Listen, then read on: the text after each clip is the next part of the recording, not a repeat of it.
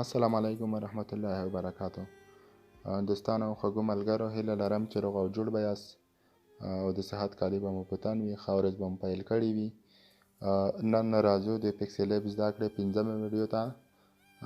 موږ که څه هم پکسلیب مخکې زده کړې په باره کې ډېرې ویډیوګانې جوړې کړې دي، خو نن راځو د پکسلیب زده کړې 5مه ویډیو ته. تېره ورځ مو دلته په شیپس، بیزیر او ایرو دې باندې خبره کړې وي، ډرا باندې. نن راځو په دې سیټینګ برخه کې ایرو ته یا ایرو په واسطه تاسو کولی شئ د دې آپشن په واسطه چې په دلته یو غشی رسم کړئ، ایرو کی رسم کړئ.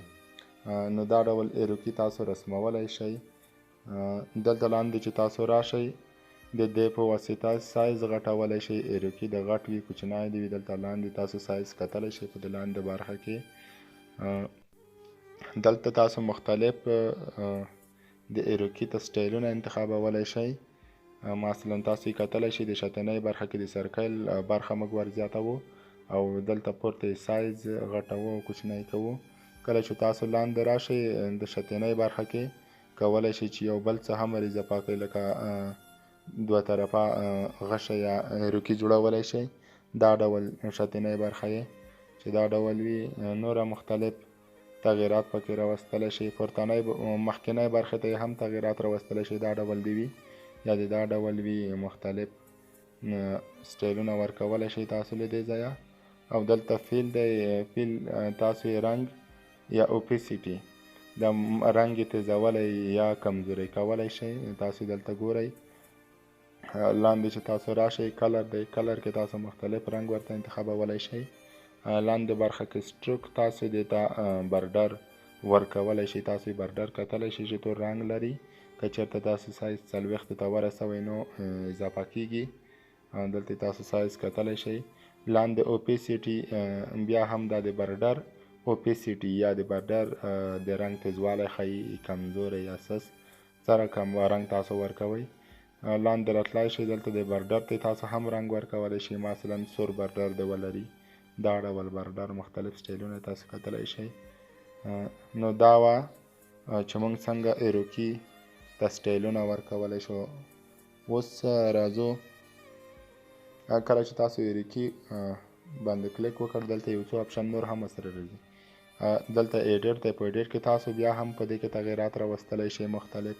ډیلیټ دی، د ډیلیټ له لارې ختم کولی هم شئ. دا دی ختم مې کړو، خو بیرته بیا راځم پورته انډو ته. په انډو باندې بیا کلیک کوم چې راشي.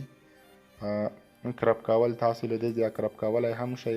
مثلا زه غواړم چې دا ډول دې شي، دلته په کرپ مې کړ. یا لنډول یا پرې کول کاپي کولی هم شئ. دا 2مه کاپي ده. که چېرته دوه سره څنګ په څنګ وي، یو دا وي یو مثلا یو دغه، یا د لیکنه مو وروړه. نو که لیکنه مو سلیکټ کړې وه، مثلا دا مو سلیکټ کړی و، دلته راشي ټو فرنټ، دا د مخکې راشي. او که بیکس شاته دې لاړ شي، دا بل یو مخکې راغی. او که اوس د شاته باندې کلیک کوئ او وایي چې مخکې دې راشي، ټو فرنټ مخکې دې راشي. او که بیا وایي چې بیک شاته دې لاړ شي. او دلته پوزیشن هم کتلی شئ. مثلا موږ یې دلته څو پکسله دې ځي، مثلا 10 پکسله د ښکته ځي یا د 10 پکسله پورته ځي. د ایرو کی په واسطه یې موږ کتلی شو. نو دلته مختلف ریلیټیو پوزیشن تېره ورځ مې هم خبرې پې کړې وې او اضافه خبرې په دې باندې نه کوو. نو مختلف سټایلونه له دې ځایه تاسو ورکولی شئ. راځو دا چې ویډیو رانه اوږده نه شي، نن تر همدې ځای پورې بس کوو. بله ورځ به بیا په یو څو نورو آپشنونو باندې دلته خبرې وکړو. ښه ورځ ولرئ. د خدای